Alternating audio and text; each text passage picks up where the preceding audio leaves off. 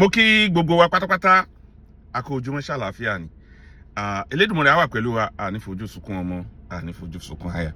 Gbogbo wa la máa rí ṣe nílé ayé wa o. Àṣẹ lọ́la Elédùmarè.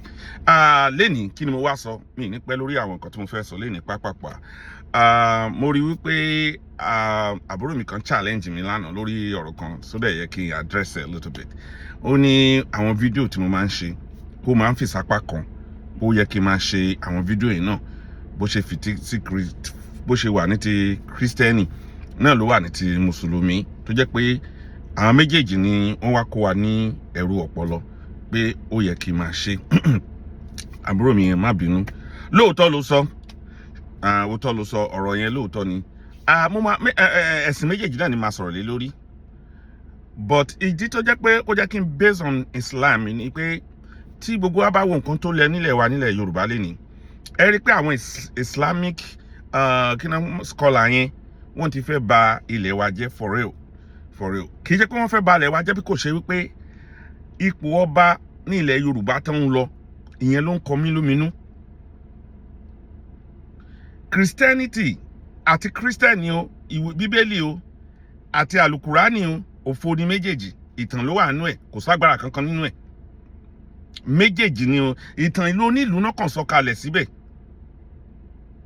Nínú Bíbélì, ní ìbẹ̀rẹ̀ Ọlọ́run dá ayé àtọ̀run, ó fìdí ẹ̀ sọlẹ̀ sórí omi. That's a story. So kò ní pé báyà mò ń sọ̀rọ̀ nípa ti Mùsùlùmí nìkan, ṣùgbọ́n nǹkan tó jẹ́ kí Mùsùlùmí kó jẹ́ kó lè mọ́ mi pọnpọnpọn ni wípé ẹ gbọ́ ọ̀rọ̀ táwọn Mùsùlùmí ń sọ nílùú kan ní bí Ìjẹ̀bú náà pé tí ọkùnrin kan dìídì jáde tó ní àwọn tó bá ti jẹ́ Kristẹni o, tó bá jẹ́ ọmọ ọba nílùú yẹn o, wọn ò lè dupò ọba o. So gbogbo nǹkan bẹ́yẹn ni ó yẹ ká rò. Kò ń ṣe pé bóyá nǹkan tí mò ń sọ bóyá mo fi ń parọ́ mọ́ Islam, àbí ó ní nǹkan kan tí mò ń wá, ṣùgbọ́n olójú òní lajúlẹ̀ kí tàlùbọ́ lọ kó wọ̀ náà pé ọ̀rọ̀ yìí. Tẹ́ bá wo nǹkan táwọn Islamic kì í ṣe ń sìn, wọ́n ti ń tojú bọ ọba, wọ́n ti ń rí ọba fín, àwọn ni wọ́n sọ pé àwọn ni bàbá ọba tó jẹ́ pé òun ló dáṣẹ ìlú ẹ̀. Àwọn ọmọ àlè ti ń gorí àpèrè bàbá wọn sìn tó jẹ́ Mùsùlùmí, tó jẹ́ pé wọ́n ń tàpá sórí irun wọn. Gbogbo nǹkan bẹ́ẹ̀ ló jẹ́ ká tètè dìde ká kígbe síta. Kò kí ń ṣe pé Mùsùlùmí nìkan ni mo máa sọ̀rọ̀ nípa ẹ̀. Bíbélì mo mọ̀ nípa ẹ̀ dáadáa, mo lọ church dáadáa from Genesis to Revelation. Ó láwọn nǹkan tá a máa sọ mẹ́lẹ̀ máa mọ̀ pé gbogbo nǹkan tó wà ní ìwé méjèèjì yẹn kò sí nǹkan kan tó wà ń bẹ̀ jù pé kéèyàn máa ṣe ìwúre fúnrí ara ẹ̀ lọ. Kò sí nǹkan tó wà ń bẹ̀. So kì í ṣe pé báyà mo focus on Muslim, ṣùgbọ́n tí a bá wo nǹkan tó ń ṣẹlẹ̀ nílẹ̀ wa nílẹ̀ Yorùbá lénìí, àwọn Mùsùlùmí gangan náà fẹ́ dalẹ̀ wa rú ni. Àwọn Kristẹni wọ́n lè ní tiwọn lọ́wọ́ o, ṣùgbọ́n ó níbi tán bá dé. Mi rò bọ́n tí ìbá dépò ọba kan máa sọ pé ọba àwọn ni bàbá ọba, àwọn ló nílẹ̀, kí pásítọ̀ máa sọ pé òun ló nílẹ̀, àbí kí priest kan máa sọ pé wọn tí ìbá débẹ̀.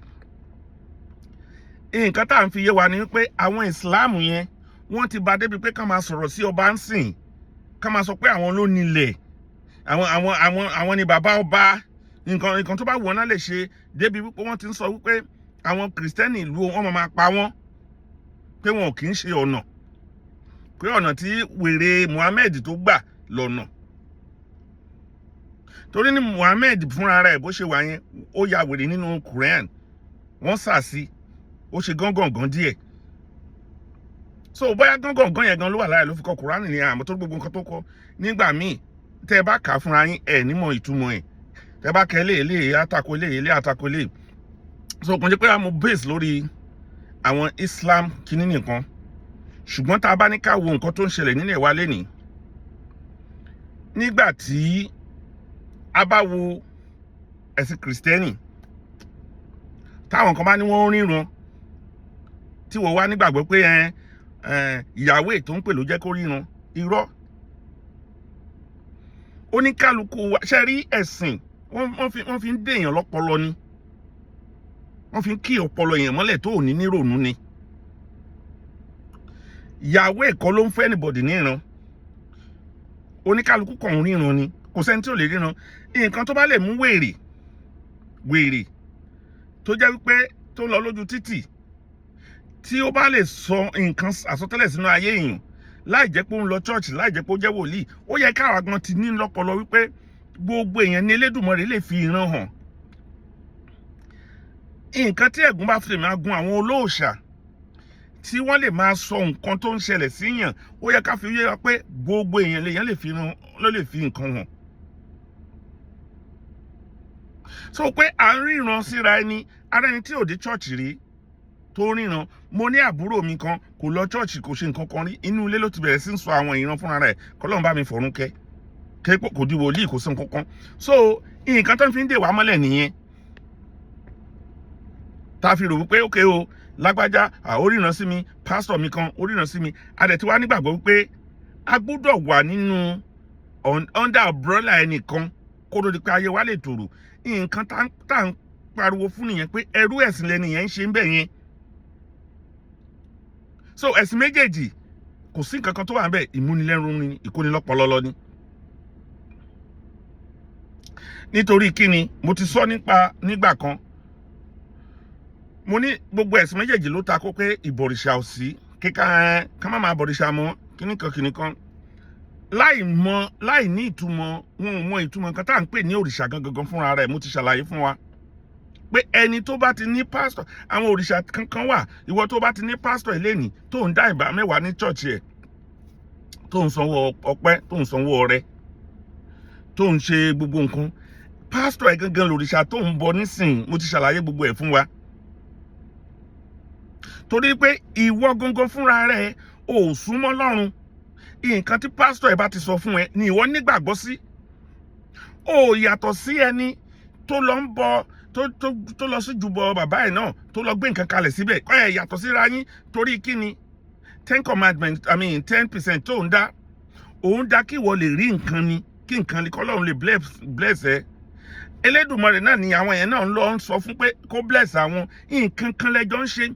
The only problem tó wà ńbẹ̀ ni wípé àwọn ẹ̀dá ẹgbẹ́ ẹ̀ ló manipulate ẹ láti jẹ́ kí ìwọ máa ṣe nǹkan. That is different. Ẹ̀dá ẹgbẹ́ ẹ̀ tó dẹ̀ wá ń rí yẹn, òun ni òrìṣà àkúnlẹ̀bọ tó ń bọ tí ìwọ ò mọ̀. Torí kíni? Mo wo fídíò kan, wọ́n ní bàbá Adébóyè gbé igi sókè, ó ní káwọn ọmọ ìjọ nǹkan wo igi yẹn, kan sọ nǹkan tó bá wù wọ́n sára ẹ̀. Kí lẹ fi yàtọ̀ sẹ́ni tó lọ sídìí Ògún àbí ìdí Ọ̀ṣun? Redeem Church ló ti ṣe fídíò yẹn, mo wò ó, tí bàbá Adébóyè gbé kíní igi kan sókè, ó ní káwọn ọmọ Redeem kan fojú wò ó, pé gbogbo nǹkan tó bá ti sọ pé ó máa ṣe. Kí ló fi yàtọ̀ sẹ́ni tó lọ ń ṣe Ògún ẹ̀? Bàbá Adébóyè yẹn ni òrìṣà tí àwọn Redeem ń bọ táwọn ò mọ̀. Torí kíni? Nǹkan tí bàbá Adébóyè bá ti sọ, òun làwọn máa gbàgbọ́. Nǹkan tá à ń pè ní òrìṣà nìyẹn. Nǹkan tó bá ti jẹ́ pé o lè kúnlẹ̀ síwájú ẹ̀, torí most of the people ń sìn wọ́n á lọ kúnlẹ̀ síwájú bàbá Adébóyè tán bá rí ni. Tán bá dẹ̀ máa mélèé sákúbẹ̀rẹ̀lé aláwo mọ́ kíníkan. Gbogbo ìyẹn èdè àti pé ìkónilọ́pọlọ òun ló yàtọ̀. Ìwọ tó bá ní ṣèyíkì sínú ilé tó ń ti àná kọ́mọ láì tó kúlẹ̀ tó gbé kíní fún òrìṣà ẹnìyẹn, torí nǹkan tó bá sọ fún ẹ ló máa gbàgbọ́. Torí àwọn ṣẹ́ débi wípé wọ́n máa ṣẹ̀rù bà ẹ́ pé àáfàá ẹ tó bá ti ṣépè fún ẹ, pépè yẹn máa mú ẹ. Ìwọ náà dẹ̀ ti nígbàgbọ́ sí, so o ò fẹ́ tàpá sí orí ìrun ẹ ní àáfàá ẹ. So àwọn èdè yẹn ló yàtọ̀ ní nǹkan tí mò ń sọ. Gbogbo nǹkan tá à ń ṣe lénìí ni wípé ká kóra wa kúrò nínú ìdí ọpọlọ, kí àwọn ọmọ wa kán lè bẹ̀rẹ̀ sí ní lọ fún technology, káwọn náà lè máa ṣe nǹkan kan, káwọn náà lè máa ṣe gbá AI ti wà ń sìn, everything. Ká má daṣọ bo àwọn ọmọbìnrin wa lórí. Àwọn obìnrin ti ń ṣe AI, wọ́n ti kọ history, YouTube ti wà, TikTok ti wà, tọ́mọ ti lè máa tajà, tó ti lè máa ṣe gbogbo ẹ̀ ń sìn. Just to free ourselves bíi ti àwọn western world, tí àwọn àfáà tí wọ́n ń sọ pé western world ò dáa, tó jẹ́ pé bẹ́ẹ̀ làwọn náà ń kọ́mọ wọn wá, tọmọ wọn wá ń study bí wọ́n dẹ̀ ń sọ fún àwọn tó wà lábẹ́ wọn pé àwọn ṣẹ́ra àwọn London yẹn, àwọn ni ò dáa, àwọn Amẹ́ríkà yẹn, àwọn ni nọ́mbà ìsìlámù jẹ́, bọ́ ọmọ wọn wá ń kàwé ń bí. Nǹkan tá à ń pùn àwọn èèyàn wa sí nìyẹn. Nígbà tá àfáà ìbá ní Amẹ́ríkà kì í ṣe ìlú tó dáa, ìlú burúkú ni, òun ló ba ìsìlámù jẹ́, tí àwọn fámìlì ẹ̀ dẹ̀ wà ní London tó ń ka ìwé, ṣé ìwọ tó wà lábẹ́ wọn kọ́ ló gọ ni? Ìwọ tó wà lábẹ́ wọn ló gọ̀. Nǹkan tá à ń sọ nìyẹn. kò ń ṣe pé à ń sọ láti fi ba ẹ̀sìn kan jẹ́ sí ẹ̀sìn kan. Ẹ̀yin èèyàn mi ẹ má bínú, mo máa ṣe part 2 kíní mi fẹ́ kó gùn jù. Ẹ jọ̀ọ́ bá mi subscribe sí Oma TV on YouTube, ẹ jọ̀ọ́. Oma TV on YouTube. Ẹ bá mi subscribe. Ẹ subscribe sórí TikTok mi náà, Oma TV náà ni. Mo need more subscription lórí ibẹ̀ yẹn, ẹ jọ̀ọ́. Ẹ dẹ̀ lè lọ sórí X mi náà, Oma TV náà ló ń jẹ́. Gbogbo wa pátápátá la máa ṣoríire o. Àwọn ọmọ yín ò ní kú o. Ẹ kọ́ àwọn ọmọ yín lẹ́kọ̀ọ́. Ẹ má jẹ́ ká fà kọ́ ọmọ yín sábẹ́. Ẹ má lọ fún àfà ọlọ́mọ yín lọ́mọ ọdún 6 o. Ìwọ náà tó bá jẹ́ Kristẹni, jẹ́ kọ́ ọmọ yín jáde, jẹ́ kó mọ nǹkan tó ń ṣe nílé ayé. Má jẹ́ kí ọmọ ìkórẹ̀yìn. Gbogbo wa la máa ṣoríire. Thank you very much.